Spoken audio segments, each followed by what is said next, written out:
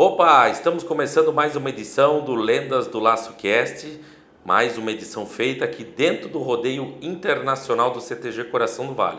E hoje estamos recebendo essa ilustre visita desse grande companheiro, grande amigo do estado do Rio Grande do Sul, Alessandro Moliterno.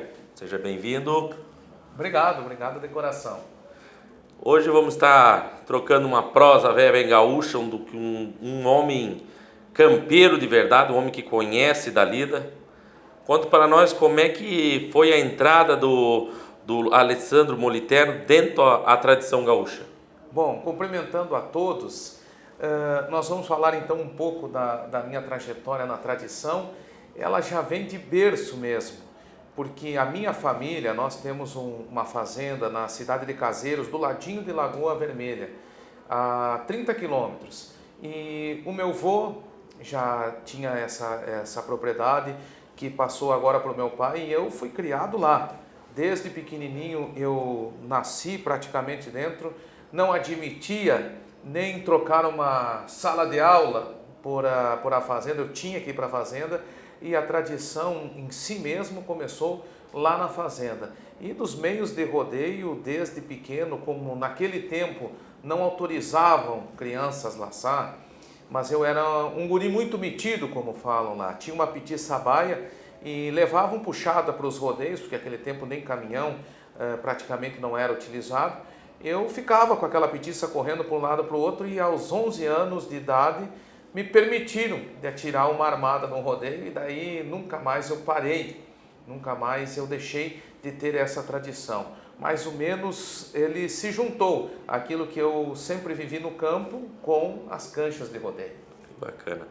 E como é que começou a tua trajetória dentro da narração? Foi bem ao acaso, eu vou te contar essa parte. Nós temos uma comunidade chamada São Brás e antigamente existia uma cancha do interior, bem do interior, para vocês terem uma ideia. Tinha uma estradinha de chão que passava no meio da cancha para chegar na casa do proprietário. E até um poste estava dentro da cancha, dentro da linha dos 100 metros, né?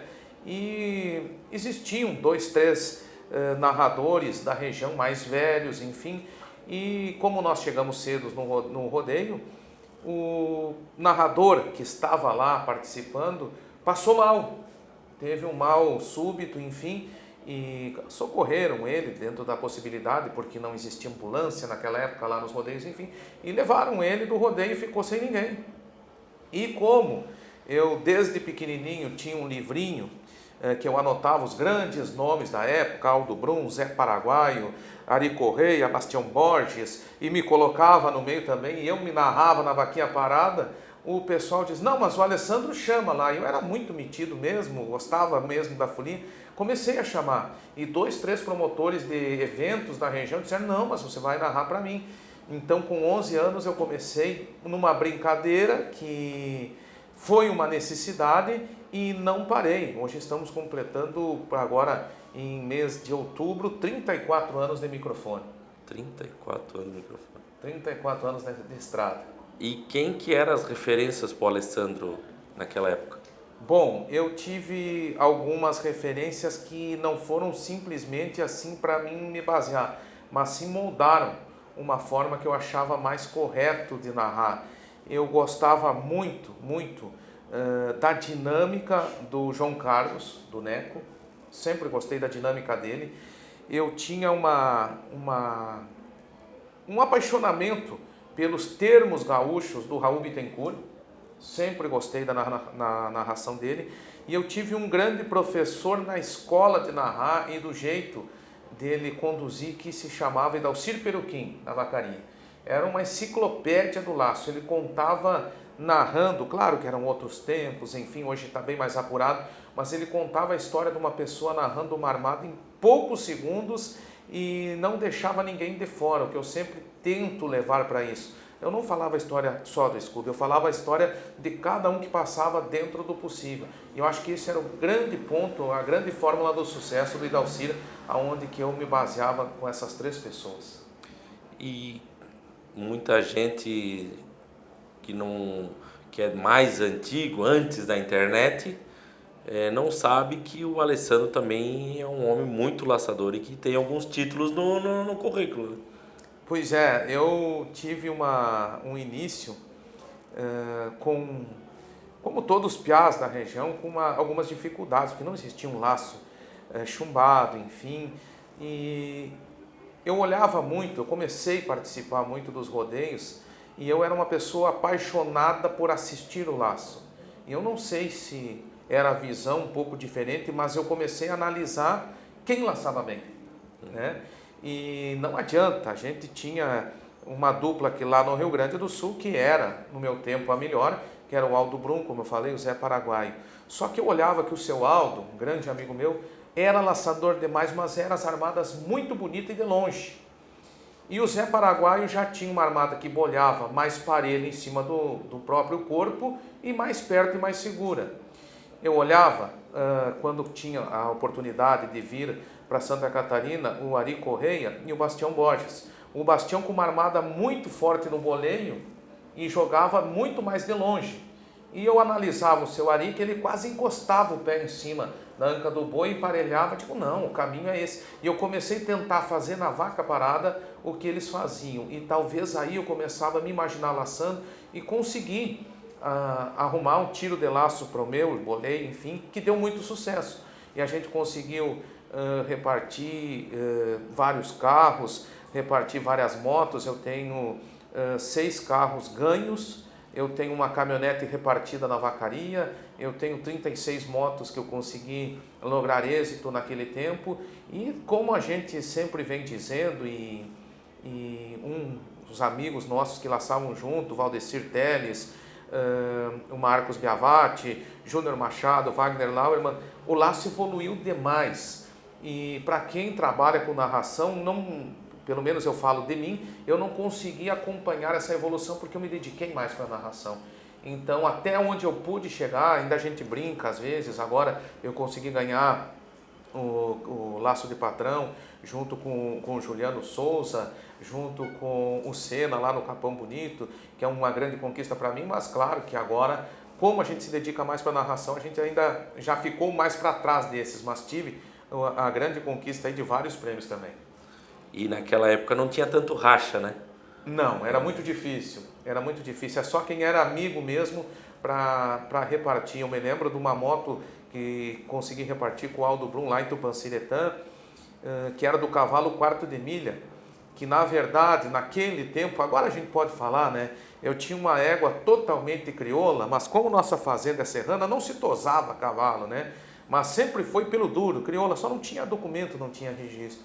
E cheguei lá para laçar só o aberto, e o Aldo, como meu amigo, ele chegou e disse, não, Moliterno, vem cá que eu vou fazer um toso de quarto de milha, e aqui não é documento, não é oficial. A gente vai laçar e você vai laçar junto comigo. E ficamos quem? Ficamos com ele, nós com ele. E daí, por amizade, ele repartiu, porque o homem era muito mais laçador que eu, né? Mas para ter esses raches era muito difícil. Me lembro de um carro em São José do Ouro, onde que estavam nas grandes finais, o Ailton, Gilson Santos, Fábio Santos, e a gente nem se olhava para repartir, porque sabia que eles não iam repartir, né? Eram homens que eram um fenômeno, então o racha era bem mais difícil. E a internet, ela facilitou hoje para quem está em casa e também para autoconhecimento das pessoas que são leigas, né? Que não vão tanto a rodeio, que são mais bairristas, como a gente chama, né? Naquela época, hoje tu podia dizer que estaria entre os top 50 do Brasil. Naquela época eu sempre brinco hoje com o pessoal, porque eu fico 2, 3 meses sem atirar uma armada no rodeio.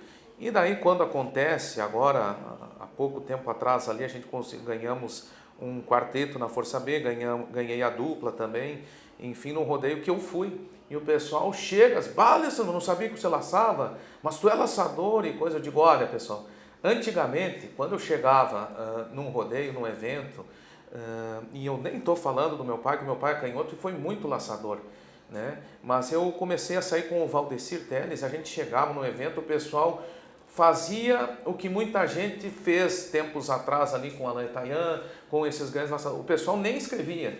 Nós chegava e ganhava mesmo. Nós temos, para ter uma ideia, nós somos num rodeio em Santiago, aonde que era uma moto, 2 motos e um carro.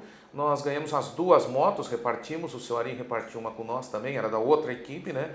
E o carro eu ganhei com 2 vidas, com o Olivério Neto e com o Valdecir. Então, era uma forma que a gente evoluiu um pouquinho. Eu sempre digo, era evolução. Eu consegui evoluir mais rápido que muita gente.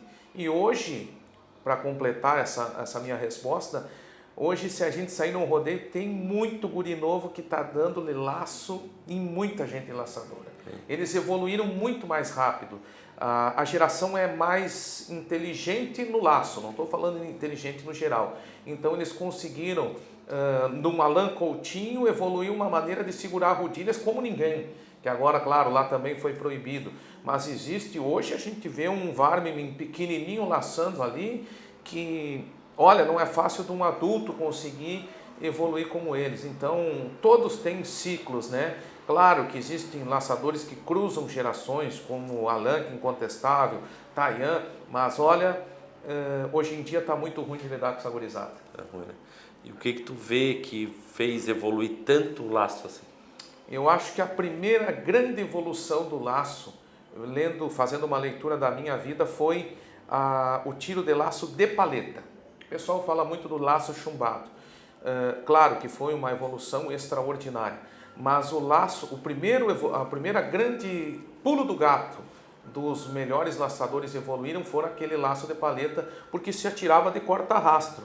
Então dava muito pescoço, dava muito rabicho, muita perna, muito cedenho. E essa armada de paleta, com o domínio que esses guris têm hoje, faz com que o laço trabalhe muito menos na cabeça do boi. E ela seja muito mais um índice de aproveitamento positivo do que negativo.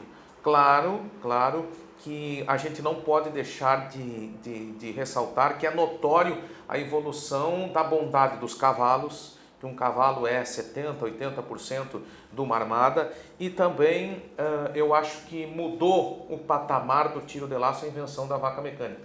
Eu acho que aí, depois do laço de paleta, foi sem dúvida nenhuma o grande pulo do gato, porque a gurizada para tirar depois da aula, num feriado, 100, 200 armadas, coisa que não se imaginava no nosso tempo, né? Eu me lembro que quando nós ganhamos aquele carro com 2 vidas, que eu tinha tirado 42 armadas em cada vida, aquilo foi na região de Santiago uma novidade. E vejam bem, Santiago com Alfredinho do Carmo, um grande laçador, enfim, e o pessoal todo vinha, nossa, mas atirou 42, são 80 e poucos. Se não existia atirar tudo isso de armada. E hoje 210 armadas em um duelo, sobraram 5, Sim. Que sem dúvida nenhuma atiravam 300, atiravam 350, 400, outro nível, mas os grandes diferenciais do tiro de laço, e olha, não entrei em sintético, não entrei em chumbado, não entrei em laço mais fino, não entrei em modelos de estribos, de encilha que melhoraram muito. Eu acho que foi o tiro de laço de lado do boi, e daí sim a vaca mecânica foi um grande diferencial para o treino dessa gurizada. Aqui na nossa região mesmo, tem muita gente que tem que agradecer a Deus e Mário Venturi por certeza. estar laçando hoje. Porque eu acho que foi das grandes invenções. O homem, até quero desejar para ele boas melhoras. Esse amigo velho está no hospital aí, não pôde estar aqui em Gaspar, mas com certeza daqui a pouco vai estar com a gente. O Alessandro, além de narrador, laçador, tem uma profissão também muito especial, né, Alessandro? Eu trabalho como médico veterinário, eu trabalho como radialista, mas a minha profissão mesmo é ser veterinário. Eu digo que não teria outra profissão se não fosse essa. Desde novo tenho a minha vivência com animais e, sem dúvida nenhuma, eu acho que foi um grande diferencial de uma carreira como médico veterinário, essa vivência. A prática me ajudou muito e até hoje eu trabalho muito com clínicas, com exames desses animais, enfim, e na própria fazenda também, né? A gente usa esse conhecimento para ajudar no nosso próprio negócio lá.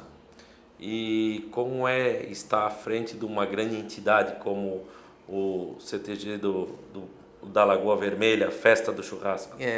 Na verdade, agora nós tivemos uma mudança esse ano, né? Eu fui patrão por 2 vezes, Agora eu virei vice-patrão, quem era meu vice-patrão, o Evandro Ferreira, virou patrão, para dar um fôlego para a gente trazer sangue novo, mas a gente segue à frente, também sou o patrão da Campeira e sem dúvida nenhuma é um grande desafio, porque ali tu não está trabalhando com o teu financeiro, tu não está trabalhando com a tua organização e sim de várias pessoas que acreditam em ti, de um evento que movimenta e movimentou desse último que nós falamos, como tu disse na festa, em torno de 2.500.000 reais.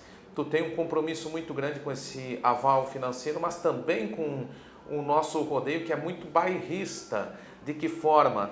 É um rodeio que não se admite modernismo, que hoje em dia a gente vê que esses jovens, eles vêm muito, desde uma questão de baile, vendo muita movimentação de um conjunto que é muito mais novo e a gente não pode fugir disso. Então, além de ter que trabalhar com essa questão tradicional, nós tivemos que ter um jogo de cintura para trazer também novidades para os jovens, conjuntos para os novos.